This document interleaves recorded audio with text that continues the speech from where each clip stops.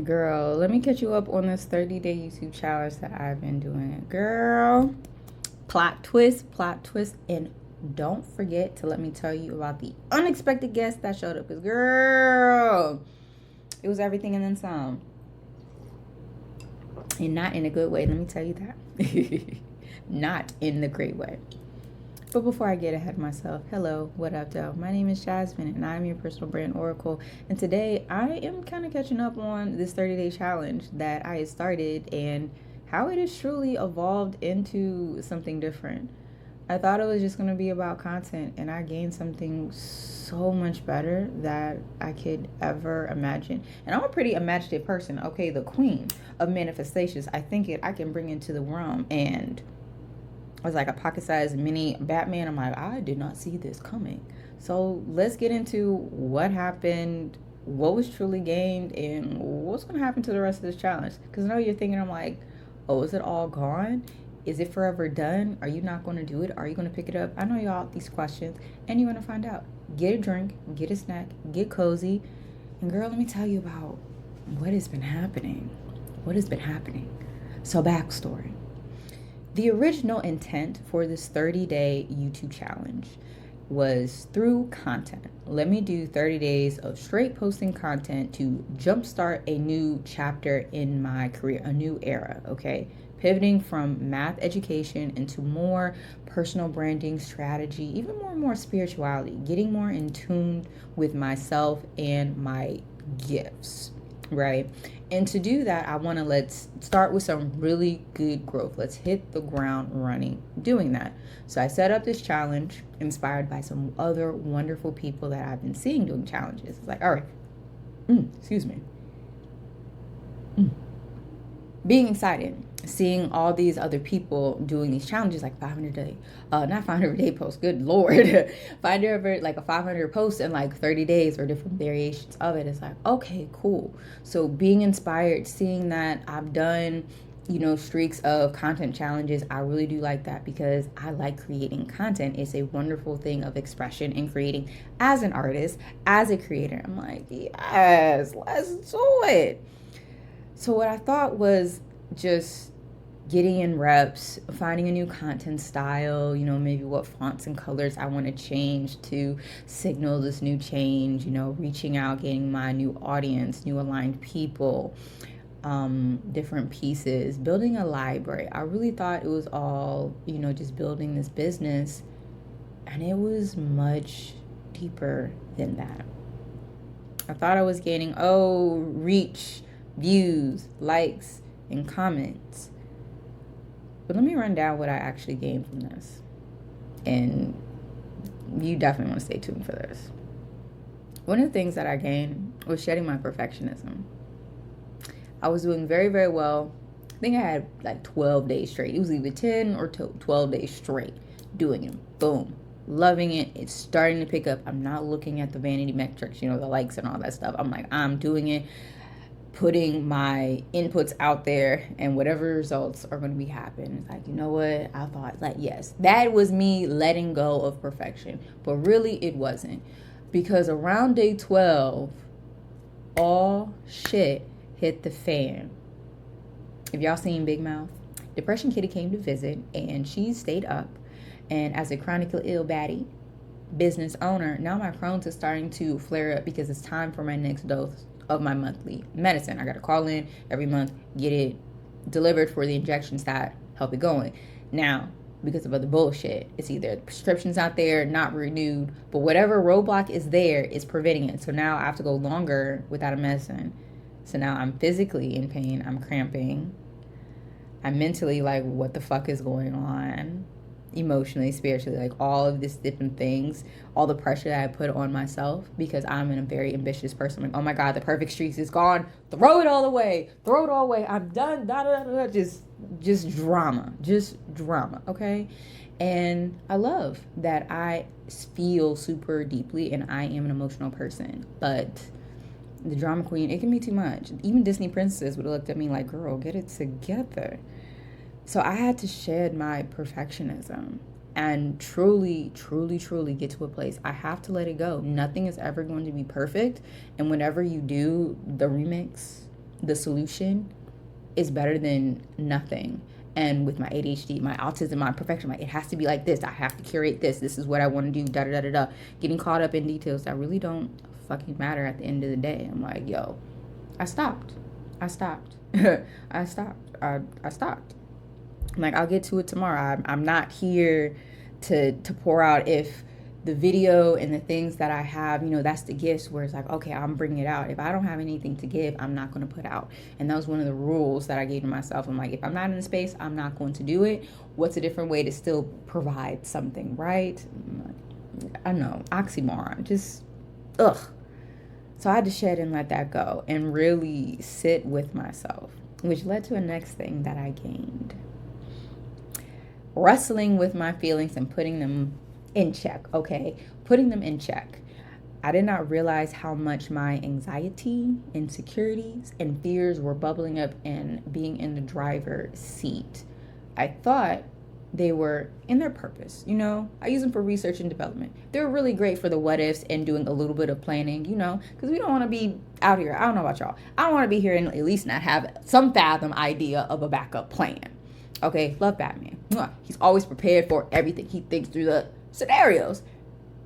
You feel me? I'm like, okay, I want to do that. I'm not going to be completely off guard. If we got to pivot, we're going to pivot.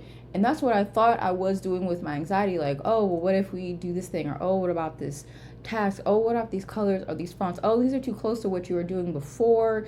And then just being stuck in analysis paralysis, the decision fatigue, being more present in the body, being okay with feeling those feelings and the messages that I need you to help me get there. Oh, you want to get your splits and stuff back? Oh, I need you to do some work. I need you to check in and see where we're at. Okay? You need to get them hips switching again. Okay? Remember that injury you had to your left hip? Okay? Got you limping like a pimp right now on a cane. I need you to come check in and get that together so that you can go be frolicking in the meadows like you want. And in this new era where it's about being in tune with yourself and listening, it's like, okay. I am listening. She is sending me, especially they've changed every decade. It's something new. So now entering into this next decade, it's like, okay, it's not very loud, abrasive, like, you need to do something right now. It's like, by the way, you want to go drink some water and do something to push out this kidney stone before it gets stuck. Yeah, drink a little bit more, a little water. Instead of 1 liter, let's go for like 2.5 liters today, just to be sure. Real subtle stuff. And so being able to just sit back in my body is allowing to becoming more in tune with myself. The next thing that I've gained from this is realistic expectations. Because I am such a ambitious person, you think it, I'm gonna bring it here. I fail to realize what are the systems that actually uphold it, okay? Like, okay, think a game, right? You got level 50 demons, okay. Now, you could take him out with some level 5 gear. It's going to take you a long time. You're going to be tired. That shit might break, or you may not be able to do it. You need 50 level gear, or better, to take care of 50 level demons. And I was still operating on a lower tier of gear for these very, very big dreams that I have. And instead of being humble enough to say, it's like, okay, I need to find the mentor community that can teach me these systems that I need to uphold that level instead of like figuring it out on my own. Because I do believe there are some things you do need to figure out on your own for your own flow, for sustainability. But there's something that can save you some time. It's like, you don't want to do that. Like, listen to it. And I'm very big on whose advice that I take. Everything's with a grain of salt. Heaps of salt. And if you do not have the life that I envision myself to want, I'm not listening to you. I don't care who you are. Blood relative, family, I do not care. If you're not living the life that I want, making decisions that I would like to emulate and embody, I'm not listening to you. You can talk my ear off for hours and hours on end. I'm not listening to you. I'm not. Y'all can kiss my ass. Fully. French kiss that boy.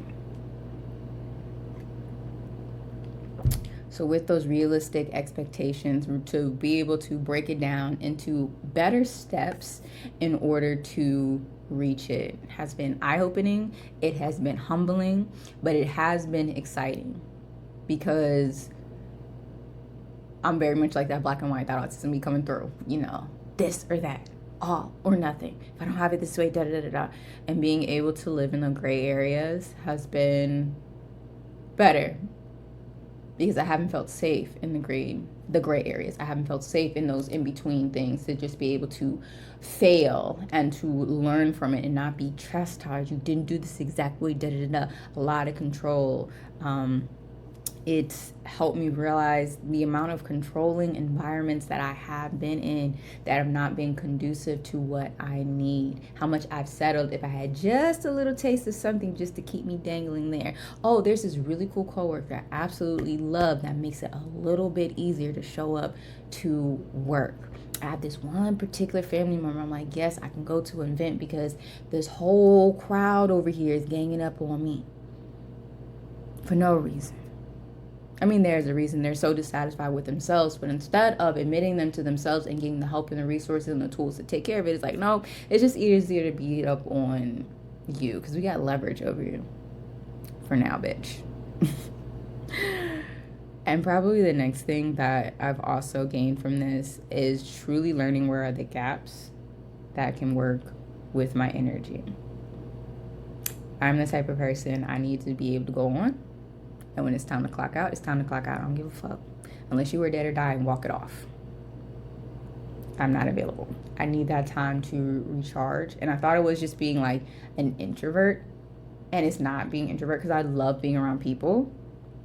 I do love the energy. But it's the right aligned type of people. If it's the right environment, I will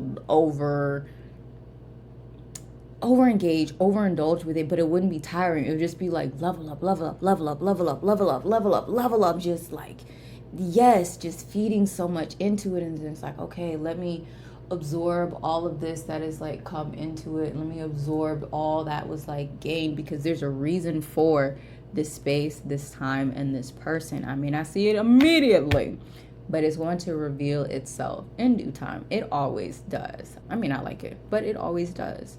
And these are the things that I have gained from a content challenge when I stopped posting content. I know, it's freaky deaky, ain't it? It's freaky deaky how much the mindset and identity that has been shedding to reach the next level that I want to go.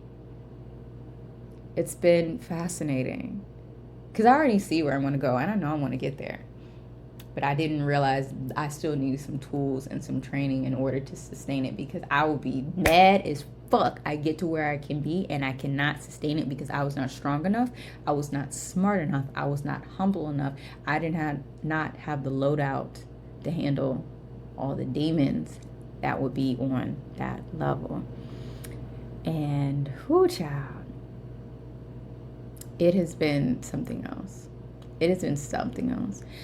Especially how different messages also have been coming to me. So while I've been in this visit with Depression Kitty, right? She came to visit and it's like, you know what? Let me just do something fun and joyous. So I started playing a video game. I started playing Stardew Valley.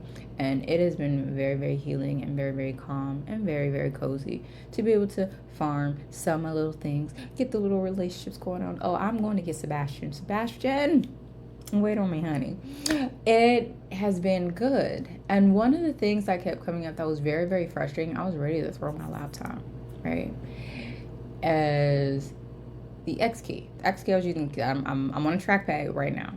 Okay, I'm on a trackpad right now. So I'm using the X key to be like the action button. And I'll be hitting the X button. And nothing would be happening. I'm like, okay, let me do something else. Why isn't the X button not happening? My X button usually works. I'm typing and I'm doing the thing, so I'm like, I know it works. So why is it not working in this context? The way I was tapping it, hitting it, did I overdid it? Are my hands too sweaty? Did some sweat? I'm thinking of like all the different things. And obviously, you can see these wonderful claws. The way I had my hands set up, I was not tapping in the right way. And the moment I started tapping it in a better way, it was smooth as if nothing else happened. And that was just a real-time example. My Taurus stubborn energy. I'm like, I need to make us do it this way. I'm just going to keep doing it. But the moment I took a moment to step back, try something different in a different way, it worked. It worked. It worked. It worked. it worked. I didn't have to compromise cutting these down to do it. I didn't have to throw my laptop across, which I spent a lot of money on, this MacBook. Like, no. We just got to see it from a different angle and try it, and it worked. So I'm very grateful for this break, this pause. We still gonna do this challenge. So yes, even though a lot of shit has gone through this challenge, I'm still going to do this challenge. I still am going to make it to that 30 mark. We're just going to pick up exactly where we left off.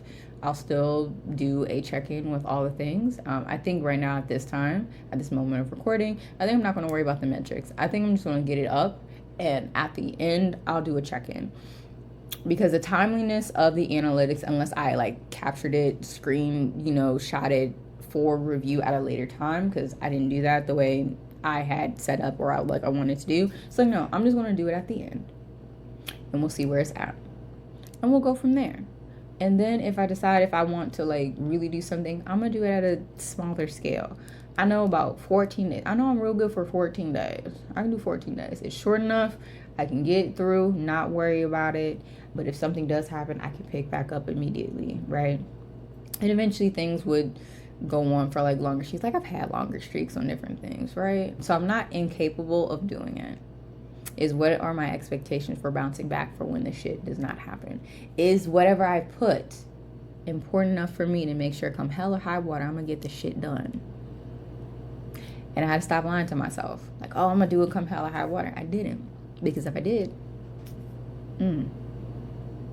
shit had to hit the fan to come into this new era. And I'm grateful. I'm grateful. And if this meant something to you, I hope it did. Thanks for listening, girl.